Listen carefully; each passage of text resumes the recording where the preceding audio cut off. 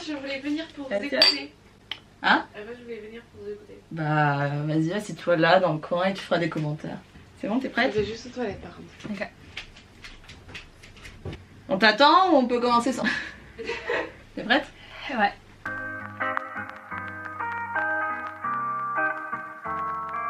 Salut tout le monde, je viens aujourd'hui avec une nouvelle vidéo, je suis super heureuse de vous retrouver comme d'habitude. Aujourd'hui je suis pas toute seule, special guest sur ma chaîne, Lina. Lina qui est une bonne copine à moi, on s'est rencontrés par le biais de ma meilleure amie Elise. Je pense que vous en avez déjà entendu parler d'Elise, pas qu'une seule fois. Donc est-ce que dans ma dernière vidéo, si vous l'avez pas vue, le lien sera en haut. Et j'ai longuement parlé d'elle parce qu'il y a un événement très heureux qui est arrivé dans notre vie. Merci, hein. Même si elle est un petit peu jalouse, mais bon, ça va, je m'en remets. Avec Lina, je voulais faire une vidéo depuis pas mal de temps parce que Lina a un parcours assez particulier où je pense beaucoup de gens d'entre vous vont également pouvoir s'y retrouver. On va parler aujourd'hui en fait des études et du job étudiant. Est-ce que c'est compatible? Est-ce qu'on peut réussir ses études et avoir un taf à côté? Avoir un retour d'expérience parce que personnellement je ne l'ai pas vécu. Que pour moi ça fait partie des exemples genre de réussite assez incroyable dans le sens où genre c'est une bosseuse. Elle a enchaîné je sais pas combien de jobs et elle a quand même réussi à valider ses années et à être acceptée cette année en Master 1. En Master 2 Master 2, pardon, Master 2 à SAS, droit social, donc c'est pas rien non plus. Droit social et sanitaire. Et sanitaire en plus. Enfin bref, je te laisse te présenter, expliquer à ma communauté qui tu es, d'où tu viens, d'où tu proviens, quels sont tes objectifs. Je regarde pas tout ça non plus, mais... Alors, qui est-ce que je veux me fiancer moi? Ça je sais pas, mais déjà Elise elle est prise quoi. C'est un désespoir, arrête de remuer le couteau dans la plaie. Ça va aller. Moi je suis Lina Bonneville. Après le lycée j'ai intégré directement la Sorbonne en L1 de droit et j'ai commencé à travailler directement en parallèle de mes études et ce jusqu'au confinement, donc jusqu'à ma L3 parce que j'ai pris un peu de temps. On va y revenir. On va y revenir. Je suis actuellement en M2 à Assas de droit sanitaire et social en alternance. En alternance, donc cette année ça sera la première année en quelque sorte où tu vas pas réellement taffer à part pour l'alternance du coup. Je vais taffer du coup, mais ça va être inclus dans mes études. Voilà, pas en mode job étudiant, vraiment en mode alternante plus... Exactement, c'est la première fois que mon emploi sera reconnu par la scolarité. Enfin. Yes. Dès la L1 en fait t'as fait quoi exactement? Est-ce que tu te rappelles de tes jobs? Est-ce que t'as cumulé des jobs? Dès la L1 j'ai passé les 3 premiers mois sans travailler, ici il me semble. Vers novembre-décembre j'ai chopé un taf via Indeed et c'était au black. J'étais payée de manière absolument abominable, c'était des conditions atroces et je vendais des glaces. Et j'ai fait ça pendant 6 mois environ. Okay. Et ensuite j'ai passé des entretiens d'embauche, forte de cette première expérience. J'ai passé des entretiens d'embauche pour faire de l'intérim, de l'hôtessariat. Et j'ai été prise dans 2 agences différentes. J'ai enchaîné des CDD. Sur une période très longue. J'ai fait ça à peu près non-stop jusqu'en L3, donc jusqu'à l'année dernière. Et à côté de ça, j'ai enchaîné plusieurs emplois différents. J'ai appris à coudre, j'ai cousu pas mal de robes style années 50 et tout ça, c'était complètement la mode à une époque. Et je les vendais du coup à des gens de mon entourage. Non, même pas. À un moment, j'ai créé une micro-entreprise avec un numéro de tiré et tout ça. Mais c'était plus ou moins par accident et du coup j'ai abandonné. Comment tu crées une auto-entreprise par accident? Je sais même pas, c'est tellement facile. Mais non, j'avais une newsletter en fait avec des gens qui étaient intéressés. Ils me filaient leur adresse mail et je leur envoyais tous les mois un catalogue avec les tissus que je proposais, les coupes que je proposais et tout ça. Et j'en réalisais peut-être 4-5 par mois. Tout ça, ça payait pas mal de choses. À côté de ça, j'ai été serveuse, j'ai été extra dans des bars, j'ai été modèle pour des cours de dessin. J'ai enchaîné, j'ai cumulé les petits boulots de ce genre. J'ai donné des cours d'anglais jusqu'au confinement où j'ai perdu tous mes emplois d'un coup, à part la traduction. Parce que du coup, je suis devenue traductrice interprète aussi. Petit à petit, j'ai baissé le rythme. Petit à petit, j'ai repris mes boulots en faisant une sélection un peu plus précise, d'autant plus qu'en fait j'avais eu ma L3, je pouvais prétendre à des emplois un peu mieux rémunérés. Est-ce que tu conseilles aux étudiants qui vont entrer en études supérieures là cette année ou qui pensent du coup se prendre un job étudiant là cette année d'accepter tout et n'importe quoi ou de quand même faire un tri, savoir aussi qu'est-ce que tu es prêt à faire, combien d'heures? Non, alors faites un tri parce que moi quand je me suis lancée dans les boulots, j'étais hyper angoissée de pas pouvoir payer mes factures, j'étais vraiment terrifiée. Le boulot de glace, j'ai vraiment pris le premier qui m'est tombé sous la main. J'étais extrêmement mal payée. C'était potentiellement le pire boulot que j'ai fait dans les conditions de travail. Je pouvais pas réviser à côté, je pouvais rien faire, c'était des horaires assez catastrophiques. Je pense que c'est bien de déjà se renseigner au maximum sur le panel des boulots qui sont accessibles. Par exemple, je connaissais vraiment pas l'hôtessariat. Quels sont les boulots que les gens font autour de vous? Utilisez les tuyaux au maximum. On en a toujours plus que ce qu'on pense. Poser son emploi du temps, à quel point est-ce qu'on travaille par semaine, et déjà la fac, et voir à quel point sur quoi est-ce qu'on peut faire des coupes. En fait, faites toujours des coupes sur votre temps de loisir. Du coup, quelqu'un de ma communauté m'a posé comme question quel est le nombre d'heures en fait que tu peux conseiller d'après ton expérience, parce que je pense que tu as un peu tout fait. Ça dépend vraiment. L1, L2, le moins possible. Ouais. Vraiment L1, L2. Je suis d'accord avec toi. Mettez ça de côté, faites du 10 heures par semaine peut-être. 10 heures par semaine c'est à peu près raisonnable. Vous travaillez le week-end, c'est raisonnable aussi. Et c'est les premières années où vous devez vous familiariser avec tout ce qu'il y a à apprendre, tout un nouveau monde, des connaissances, etc. Vous n'avez pas encore votre rythme de travail. Et la L2 est une année particulièrement difficile. En droit, en droit, où je recommande vraiment pas de s'éparpiller, de prioriser le taf. Faites un peu le minimum possible. Et ensuite, quand vous arriverez en L3, c'est déjà beaucoup plus simple. Tu sais mieux en fait à quoi t'attendre, comment tu bosses, comment tu t'organises. Et c'est plus simple aussi d'obtenir des emplois qui sont un minimum liés à ce que vous faites. Parce que vous avez déjà une meilleure secrétariat juridique par exemple, voilà, des très choses comme ça. Grand classique. Temps partiel, temps plein ou intérim? Qu'est-ce que tu conseilles? T'as fait les trois? Ouais, j'ai fait les trois. Alors moi, je suis vraiment partisane de l'intérim. Parce que les charges de travail ne sont pas du tout les mêmes en fonction des semaines en droit. On peut être hyper léger en début de semestre et se retrouver brusquement avec des semaines où c'est complètement impossible de travailler à côté. Pour éviter les semaines vraiment atroces de rush où c'est juste pas possible de combiner un emploi fixe, en fait l'intérim ça permet de mieux s'organiser. C'est-à-dire que quand on sait qu'on va avoir de grosses semaines de rush vers novembre, décembre par exemple, on évite de se caler de grosses missions à ces moments-là. Alors que un temps plein c'est quasiment impossible. Ça je le recommande vraiment pas avant d'avoir été sélectionné pour le master en tout cas. Si vous préférez avoir une routine fixe, si vous travaillez mieux, quand vous savez exactement à quelle heure, quand vous bossez. Mais en fait le truc c'est qu'avec intérim j'ai l'impression que c'est vachement instable. Est-ce qu'il y a toujours quelque chose à faire? Est-ce que tu peux toujours avoir un job? Ou est-ce qu'il y aura quand même des moments où toi t'es libre mais du coup il n'y a pas de job qui est proposé, du coup tu perds en fait un peu de... Alors honnêtement, pour l'intérim, moi j'ai toujours eu des boulots, tout simplement parce que j'étais enregistrée dans plusieurs agences différentes. Donc en fait ça, c'est ce que je recommande aussi, bien diversifier sur les agences. Est-ce que tu penses que ça a un lien avec la ville aussi, le fait que c'était à Paris et qu'à Paris il y a forcément du taf? Alors je sais que dans d'autres grandes villes il y avait énormément de taf aussi sur ce genre de choses. Et niveau organisation, ça se passait comment? Est-ce que dès la première année t'as réussi à trouver ton rythme? Ou est-ce que ça t'a pris quand même pas mal de temps avant de t'habituer, de savoir aussi comment tu fonctionnes, comment la fac fonctionne, comment ton taf fonctionne? J'ai trouvé la balance assez tard. En fait j'ai eu un parcours un peu chaotique. J'ai validé la L1 sans problème. Je me suis dit que si j'avais validé la L1 sans problème en taffant à côté etc. et en alliant plusieurs choses à côté, je pouvais continuer en L2. La L2 m'a heurté comme un camion à l'achat en fait. Je pense que la L2 a heurté beaucoup de gens. Beaucoup de gens se sont toujours pas remis, n'est-ce pas Elise? C'était une catastrophe. J'ai révisé mes rattrapages de L2 avec Elise. À force de démarcher les gens etc. j'ai trouvé des emplois qui me convenait beaucoup mieux. Et ça c'est arrivé lors de ma deuxième L2. En fait j'en ai fait 3 en tout. Et lors de ma deuxième L2 j'ai réussi à être engagée en tant que traductrice interprète trilingue.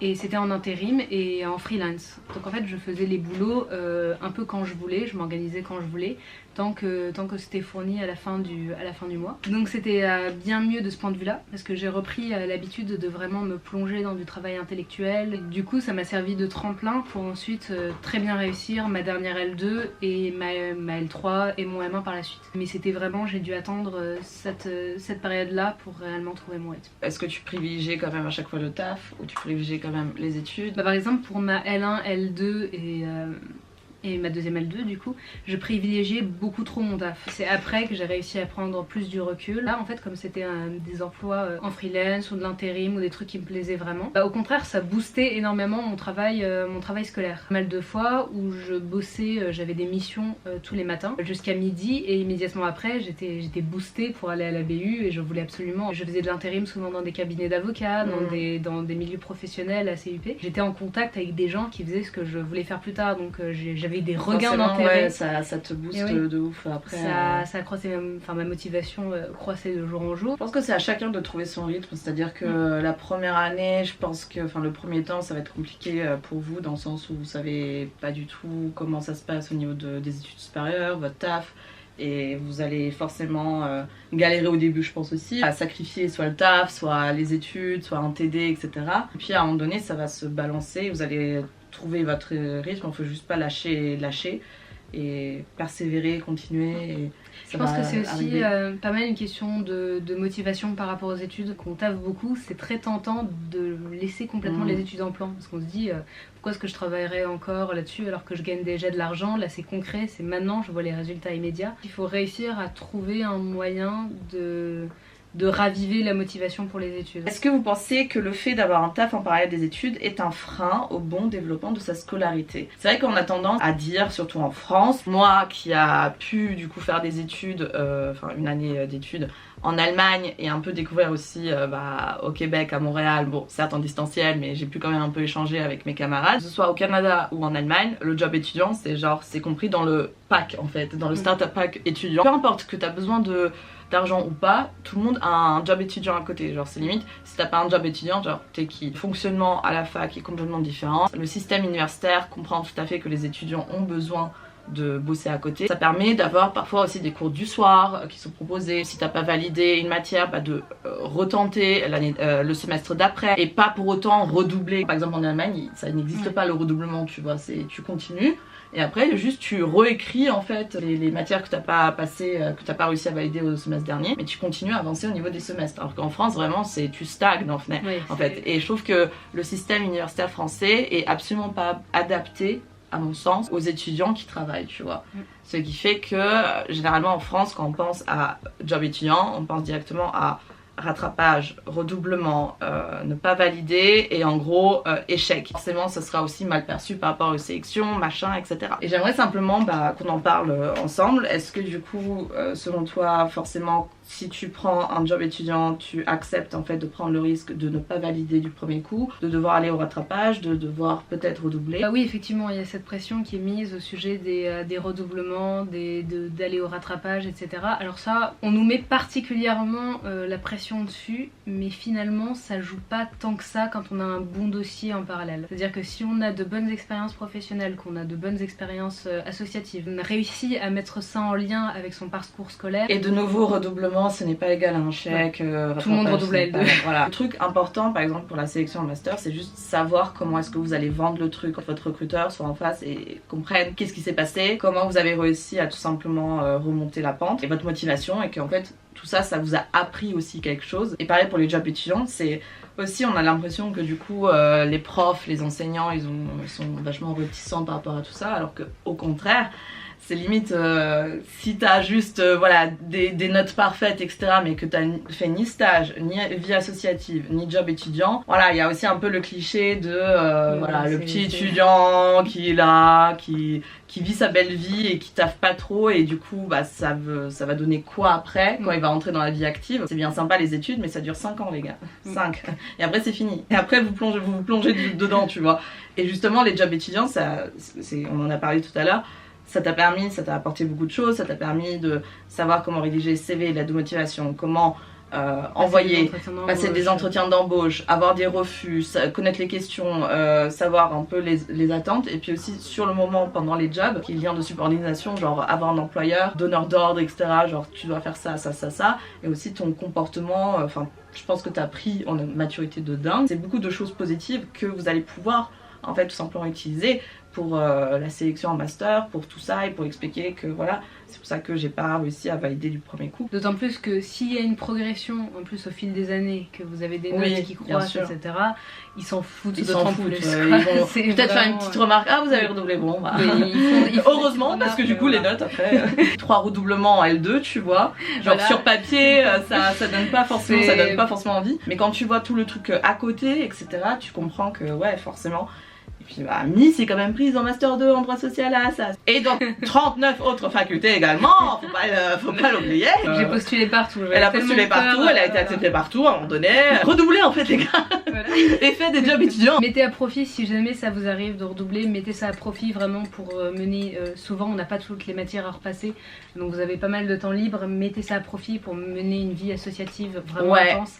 Ça pour le coup, il y a toujours dans chaque fac, il y a 2, 3, 4 associations qui sont les associations de proue. C'est extrêmement bon d'y être intégré. Je suis investie dans Révolte-toi Sorbonne, qui est une association d'éloquence. Je me suis investie dans une association de recherche politique, le GSU, où j'ai écrit pas mal de dossiers de recherche, où j'ai pu mener des équipes, faire de la com, organiser des conférences, etc. C'est des profils qu'on recherche énormément, que ce soit pour la fac ou pour les recruteurs ensuite. Même dans les CV de recrutement et pour les sélections en master, c'est bien de le mettre en valeur. Pour le coup, moi j'ai une petite rubrique compétences, donc c'est des compétences juridiques particulières, comme ça ils savent directement à quoi je vais leur servir s'ils veulent m'embaucher ou s'ils veulent me prendre. Aussi c'est important de noter que pour la sélection en master, il faut bien se renseigner pour les directeurs de master, il y en a pas mal qui justement cherchent particulièrement et quasi uniquement des profils de personnes qui ont déjà travaillé à côté de leurs études, notamment pour tout ce qui ressort de l'alternance. Faut qu'on se dépêche un peu parce qu'il me reste pas beaucoup de minutes pour tourner. Dernière question du coup, est-ce que tu conseilles du coup aux étudiants de faire des jobs étudiants? Si oui, pourquoi? Qu'est-ce que tu as retenu? Et aussi, penses-tu que c'est fait pour tout le monde? En mode résumé. Oui, je pense que dans la mesure du possible, que ce soit pendant les vacances scolaires, pendant le week-end, que ce soit un petit truc juste une fois pendant 2 semaines, je pense que c'est quelque chose qu'il faut vraiment faire au moins une fois dans ses études. Pour énormément de raisons, déjà pour toutes celles qu'on a citées au niveau des compétences, au niveau de l'insertion professionnelle, au niveau de la sélection en master, aller au-delà de par exemple tout ce qui est timidité, voilà, ce qui est particulièrement nécessaire si on se destine à la profession, des professions juridiques. Profession, en fait, toutes les professions, à un moment donné, peut-être les scientifiques qui restent un peu dans leur labo sans vouloir vous vexer. On est toujours en contact avec des gens, donc. Point de vue plus général, parce que une chose qu'on reproche énormément aux professions juridiques, c'est le pantouflage et le pantouflage des élites. Et une manière de lutter contre ce genre de choses, c'est notamment en ayant eu une expérience professionnelle assez longue dans des conditions, un job étudiant, McDo, serveur, etc. Et là, pour le coup, on comprend bien mieux quels sont les enjeux pour une bonne partie de la population, que ce soit pour le public ou pour le privé. C'est des compétences qui sont absolument nécessaires. En plus, en entretien, si vous mettez l'accent là-dessus, c'est nickel, mais c'est particulièrement nécessaire. Parfait. Bah, merci beaucoup Lina d'être venue. C'était un plaisir d'avoir témoigné. Si vous voulez, est-ce que je peux donner ton Instagram? Oui, bien sûr. S'il y a des gens qui veulent la contacter pour plus d'informations sur son expérience, job d'étudiant, ou même sur son master peut-être, j'en sais rien, parce que c'est un master qui vous intéresse aussi, bah, n'hésitez pas, ça va s'afficher sur l'écran dans la barre d'infos, donc n'hésitez pas à la suivre. Si tu veux revenir sur ma chaîne, t'es la très grand plaisir. De toute façon, bientôt à Lyon, t'as intérêt à venir, tout le monde a intérêt de venir. Merci beaucoup, ça m'a fait trop plaisir. Ça t'a plu? Ah oui, beaucoup. Ça va. Première expérience devant la caméra. Première expérience devant la caméra, première expérience. J'ai rougi comme pas possible. Bah écoute, heureusement qu'on te voit pas trop. Si vous avez des questions, n'hésitez pas, ça se passe dans la barre des commentaires. Prenez soin de vous, c'est très important, et confiance en vous également. Tout va bien se passer, ça va aller, respirer, expirer. Sur ce, à bientôt pour une nouvelle vidéo. Bye, à bientôt. Aïe. Miniature.